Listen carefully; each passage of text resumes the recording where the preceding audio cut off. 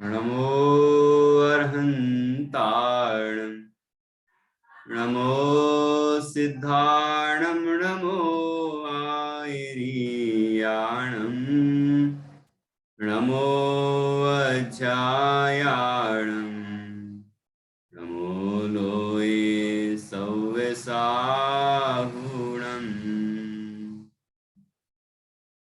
मंगलम भगवान वीरो मंगलम गौतमो गणी मंगलम कुंद कुंदाद्यो जैन धर्मोस्तु मंगलम सर्वमंगल मांगल्यम सर्वकल्याणकारकम प्रधानम सर्वधर्माणां जैनं जयतु शासनम जैनं जयतु शासनम इंद्रसद्वन्द्याणं दिव्वणहृदमधुरविशदवकाणम् अन्तातीतगुणाणं नमो जिणाणं जिद्भवाणम् सहजानंद चैतन्य प्रकाशाय महीयसे नमो अनेकांत विश्रांत महिम्ने परमात्मने दुर्निवारणायानीक विरोध ध्वंसनौषधि स्यात्कार जीविता जिया जैनी सिद्धांत पद्धति स्वसंवेदन सिद्धाय जिनाय परमात्मने शुद्ध जीवास्तिकायाय नित्यानंद चिदे नमः।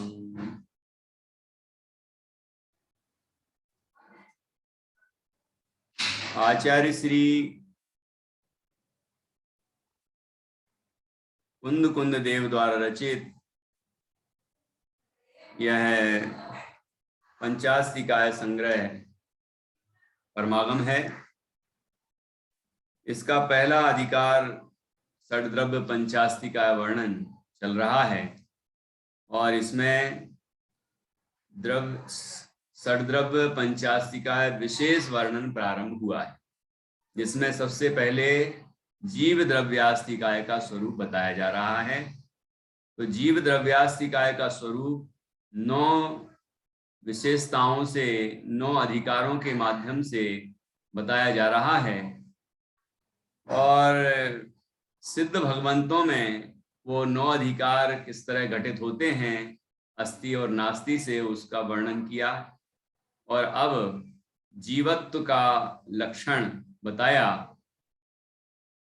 अब यहाँ बता रहे हैं कि जीव संसार अवस्था में स्वदेह प्रमाण है। तो कैसे स्वदेह प्रमाण है, अपने अपने शरीर प्रमाण होता है, ये यहाँ पर उदाहरण के माध्यम से बहुत सुंदर तरीके से समझाया है। हम अभी इसको पढ़ेंगे। कल हमने 31 और 32 ये 2 गाथाओं पर चर्चा की थी और 30 पर भी चर्चा की थी। तो यहाँ 30वीं गाथा में तो जीवत्व गुण बताया। व्यवहार से जीव 4 प्राणों से जीता है और परमार्थ से जीव शुद्ध चैतन्य प्राणों से जीता है। ये चर्चा हमने कल की थी। और उसके बाद यहाँ पर 31 और 32 इन दोनों गाथाओं में, जानने ध्यान से सुनो, इन दोनों गाथाओं में जीव अनेक तरह के बताए। मुख्य रूप से तो मुक्त और संसारी, अमुक्त, संसारी और मुक्त, ये 2 ही बताए। उनमें भी संसारी भी तो अनेक तरह के हैं। कोई कर्मावरण से, कोई मिथ्यात्व आदि से संपन्न है तो कोई मिथ्यात्व आदि से रहित है, और कोई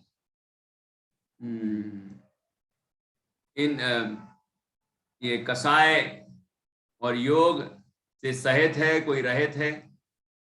तो अभी जब तक संसार अवस्था कहाँ तक कही जाएगी? 14वें गुण स्थान तक, ठीक है ना। और सिद्ध भगवान तो मिथ्यात्व कसाय, मिथ्या दर्शन, कसाय और योग से सर्वथा रहित हैं, ठीक है। और कोई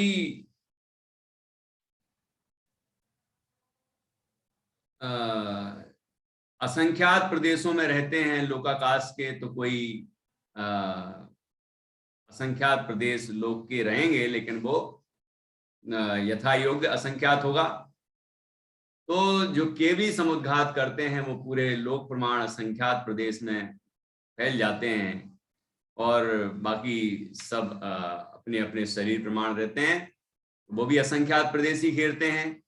तो ऐसे अनेक तरह के जीवों की चर्चा की, और सभी जीवों के सठ स्थान पतित हानि वृद्धि प्रत्येक पर्याय में होती है, और ऐसे अनंत गुणों से संपन्न है। उन अनंत गुणों की प्रति समय नई नई पर्याय होती है, जिसमें सठ स्थान पतित हानि वृद्धि होती है। तो ऐसी चर्चा यहाँ पर की। तो इससे हमने ये समझा कि दुनिया में अनेक तरह के जीव हैं, उनको हमने दो भागों में बांटा है, संसारी और सिद्ध, क्योंकि सिद्ध तो सब एक तरह के हैं और संसारी अनेक तरह के हैं। जिस जो नियम सारदी में आया ना, नाना जीवा नाना कम्मा नाना विहम हवेलद्धि तम्मा वयण विवादा सगपर समेहिम वज्जिजो, वो संसारियों की अपेक्षा है, क्योंकि संसार में अनेक तरह के जीव हैं, अनेक तरह के उनके कर्मों के उदय हैं, अनेक तरह की उनकी लब्धियां हैं, ठीक है। इसलिए स्वधर्मी हो या विधर्मी हो, किसी से भी विवाद नहीं करना चाहिए, सब में समता भाव रखना चाहिए। और सबको हम यदि निश्चय से देखेंगे तो सब जीव समान दिखाई देंगे, और वहां से देखेंगे तो कोई विवाद ही नहीं होगा। सर्वात्म समदृष्टि दो, यह वच हृदय लख लीजिए। तो इस तरह से हम यहाँ समझ सकते हैं। और हमें क्या करना है कि संसार अवस्था की जो अनेक रूपता है उसका अभाव करके सिद्ध अवस्था की एक रूपता को प्राप्त करना है। और वह सिद्ध अवस्था की एक रूपता कब प्राप्त होगी? जब हम नोकर्म द्रव्य कर्म भाव कर्म से रहे सिद्धों के समान अपने एक रूप स्वरूप का अनुभव करेंगे, एक रूप स्वरूप को जानेंगे, सिद्धों जैसे अपने आत्मा को जानेंगे, तो स्वयं सिद्ध अवस्था की प्राप्ति कर लेंगे। ये प्रयोजन की बात भी यहाँ निकली। इस तरह से 31 और 32वीं गाथा पर चर्चा की थी। अब 33वीं गाथा है। यहाँ जीव के देह प्रमाण पने का दृष्टांत दिया है। हाँ, आप लोग क्या सुनाना चाह रहे हैं? स्वदेह प्रमाण का द्रव्य संग्रह का की गाथा सुनाना चाह रहे हैं क्या, या कल की गाथाएं सुनाना चाह रहे हैं क्या? भैया जी 30वीं हो गई है और 31 हो गई। अरे वाह, बढ़िया। तो सुनाओ। पढ़े हिम चलो जीवाजी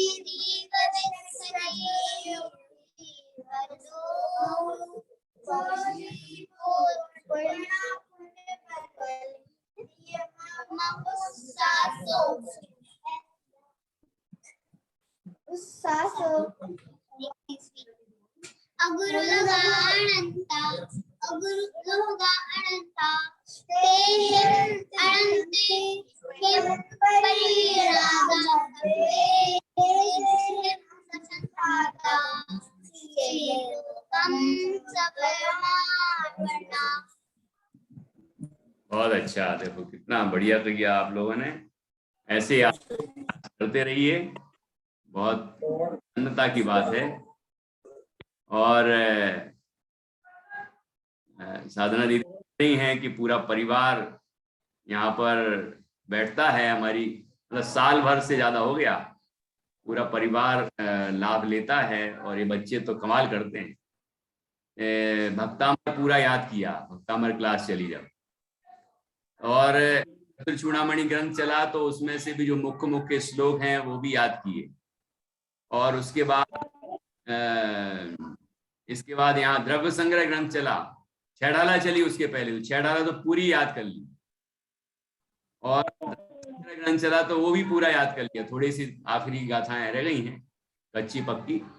तो ये भव्यता की निशानी है, और ये निश्चित रूप से अपना कल्याण करेंगे, ऐसी अच्छी भावना है। मैं गया था महरौनी और पूरे परिवार से मिला, बहुत आनंद आया।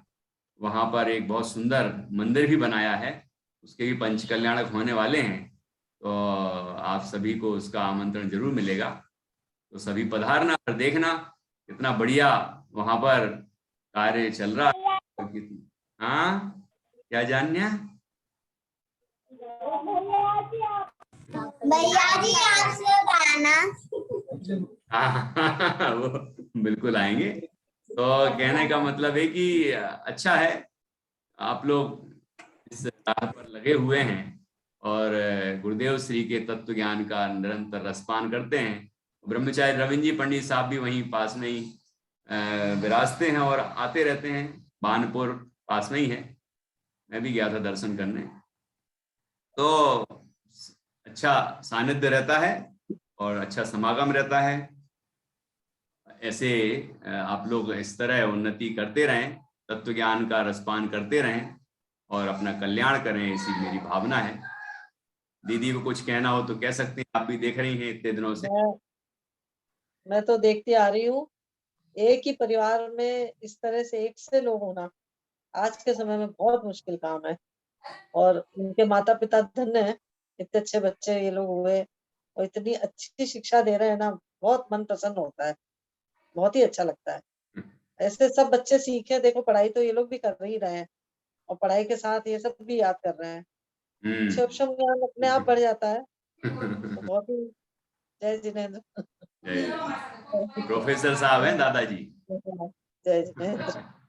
बहुत आपका परिवार धन्य है, और आप लोगों ने जो संस्कार दिए बच्चों में, बहुत प्यारी बच्चियां हैं, बहुत ही अच्छे, वास्तव में धन्यवाद आपको तो बहुत बहुत। ऐसे हम लोग सोचते हैं कि हम लोग के परिवार भी ऐसे होते हैं, पर बड़ा मुश्किल काम है एक तरह के लोगों का होना।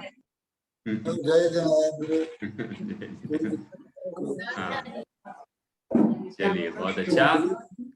तो अब अपन आगे बढ़ते हैं, ऐसे ही आप लोग बढ़िया याद करके सुनाते रहिए, और ऐसी बहुत प्रसन्नता होती है आप लोग जब याद करते हैं। और प्रश्नों के ऐसा नहीं कि बस रट्टा मार लेते हैं, ये बच्चे कौन सी सेकेंड क्लास से संस्कृत पढ़ते हैं, वहां उनके स्कूल में संस्कृत पढ़ाई जाती है, तो ये संस्कृत के जानकार भी, मतलब ये अभी बेसिक जानते हैं लेकिन पकड़ आ रही है धीरे धीरे।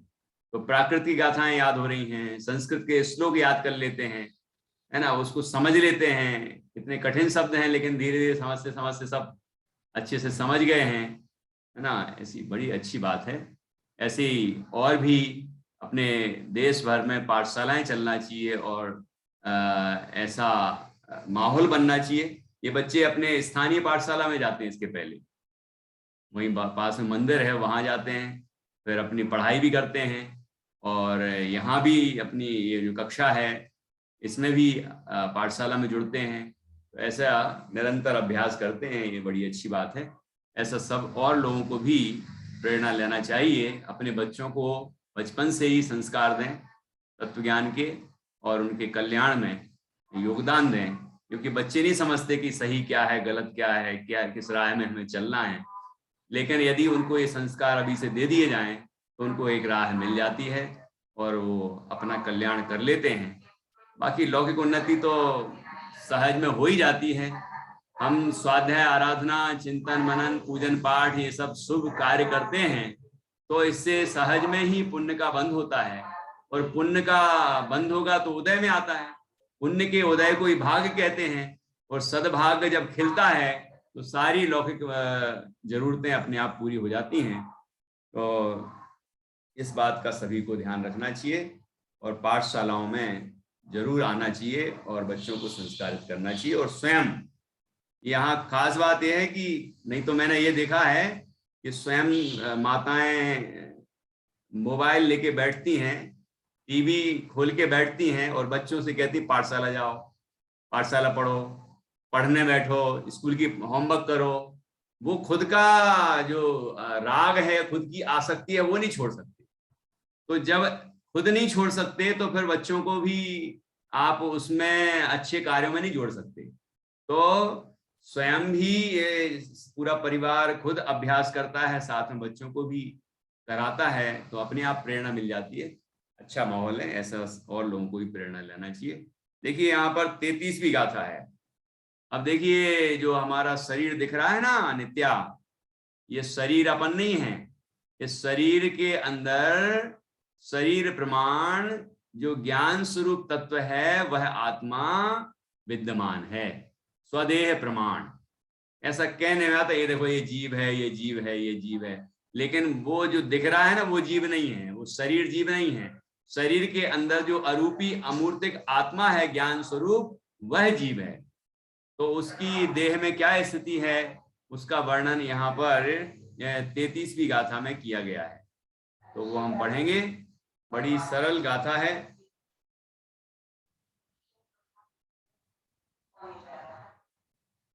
जय पौम राय रैणम, जय पौम राय रैणम, हित्तम खीरे पभास यदि खीरम, हित्तम खीरे पभास यदि खीरम, तह देहि देहत्थो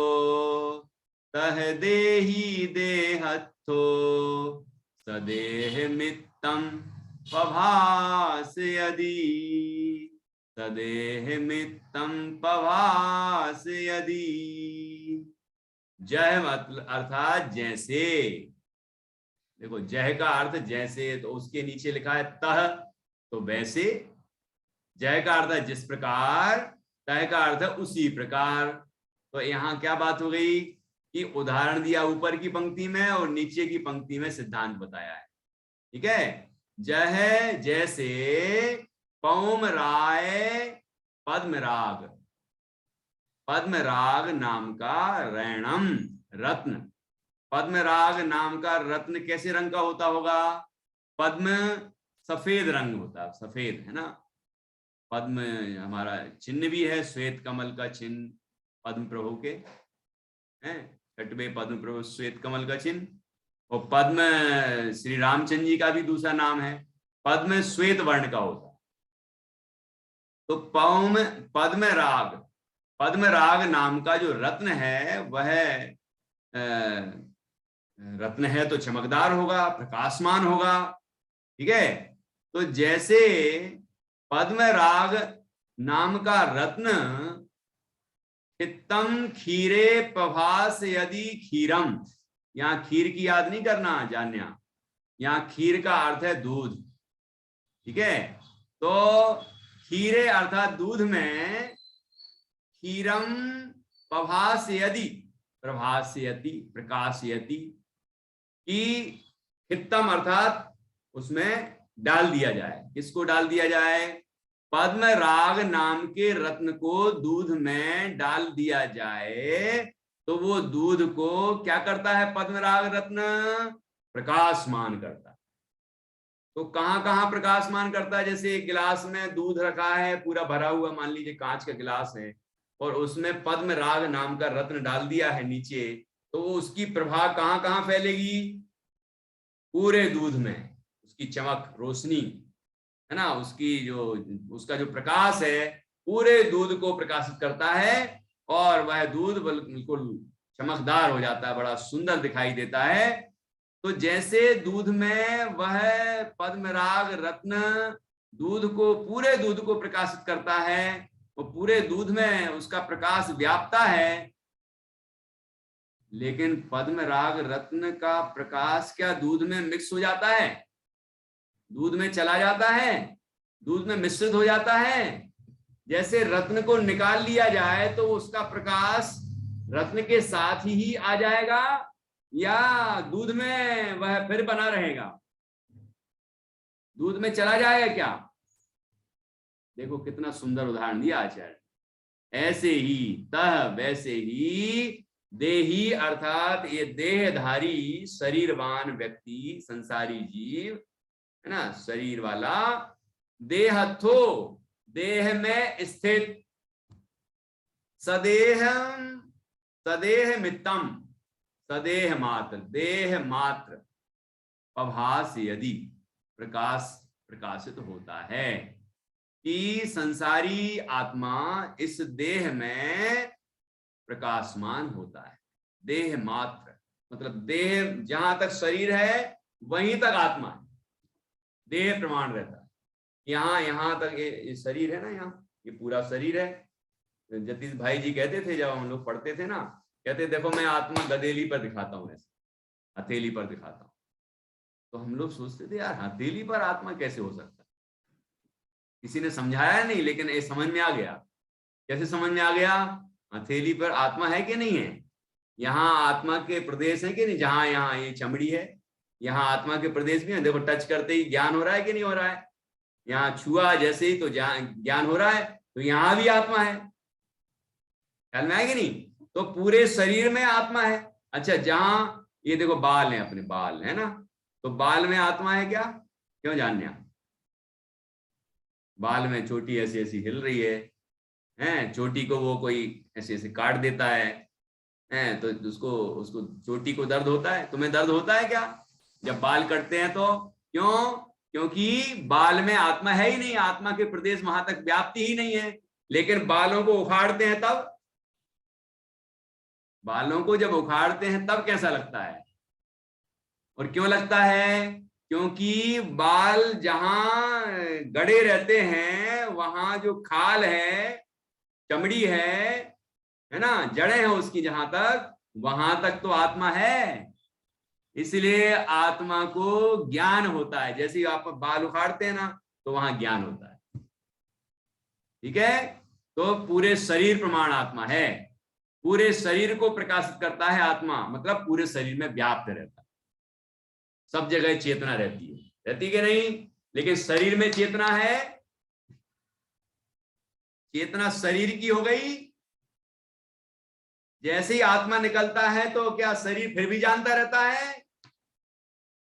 आत्मा के निकलने के बाद भी उस शरीर में से आत्मा निकल गया, फिर उसको शरीर को चिता के ऊपर रखा और आग लगाई तो शरीर चिल्लाता है क्या? नहीं, क्योंकि उसमें चेतना नहीं है, चेतन तत्व तो निकल गया। जैसे कि उस दूध में से वो मणि निकल जाए, रत्न निकल जाए, तो फिर उसका प्रकाश भी मणि के साथ, उस रत्न के साथ ही चला जाता है ना। लेकिन जब तक वो रहता है तो पूरे दूध प्रमाण ही उसकी सफेदी, उसका प्रकाश व्याप्त रहता है, उससे ऊपर भी नहीं, उससे कम भी नहीं। ऐसे ही शरीर में आत्मा पूरे में व्याप्त रहता है, फैला रहता है पूरे शरीर प्रमाण। ठीक है ना, जहां टच करोगे, जहां छुओगे, वहीं अपन को ज्ञान होगा, क्योंकि पूरे में आत्मा है। ठीक है, ना थोड़ी कम जगह में ना ज्यादा जगह में, वह पूरे शरीर प्रमाण रहता है। ऐसा आत्मा इस शरीर प्रमाण इस शरीर में रहता है, लेकिन शरीर रूप नहीं होता, शरीर से भिन्न ही रहता है। जीव चेतन स्वरूप रहता है और शरीर अचेतन ही बना रहता है। ऐसा हम शरीर से भिन्न अपने शरीर प्रमाण जो ज्ञानमयी आत्मा है उसका हम अनुभव कर सकते हैं और उसका आनंद प्राप्त कर सकते हैं। यही प्रयोजन है। इस तरह से इस गाथा में समझाया गया है। देखिए एक बार और गाथा पढ़ेंगे, फिर टीका पढ़ते हैं, बहुत सरल है। जय पौमराय रैणम हितम क्षीरे पभास यदि हीरम तह देहि देहत्थो तदेह मित्तम पभास यदि। अन्वयार्थ। इस प्रकार पद्मराग रत्न दूध में डाला जाने पर दूध को प्रकाशित करता है, उसी प्रकार देही अर्थात जीव देह में रहता हुआ स्वदेह प्रमाण प्रकाशित होता है। ठीक है, टीका। यहाँ देह प्रमाण पने के दृष्टांत का कथन है, अर्थात यहाँ जीव का देह प्रमाण पना समझाने के लिए दृष्टांत कहा है।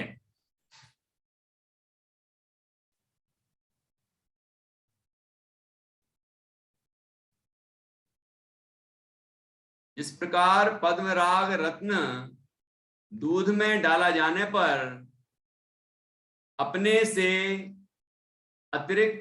अव्यतिरिक्त प्रभा समूह, अपने से अव्यतिरिक्त मतलब भिन्न नहीं, अभिन्न। इस प्रकार पद्मराग रत्न दूध में डाला जाने पर अपने से अव्यतिरिक्त प्रभा समूह द्वारा उस दूध में व्याप्त होता है, उसी प्रकार जीव अनादिकाल से कसाय द्वारा मलिन होने के कारण शरीर में रहता हुआ स्वप्रदेशों द्वारा उस शरीर में व्याप्त होता है। और जिस प्रकार अग्नि के संयोग से उस दूध में उफान आने पर उस पद्मराग रत्न के प्रभा समूह में उफान आता है, अर्थात वह विस्तार को प्राप्त होता है, और दूध फिर बैठ जाने पर प्रभा समूह भी बैठ जाता है। उसी प्रकार विशिष्ट आहार आदि के वश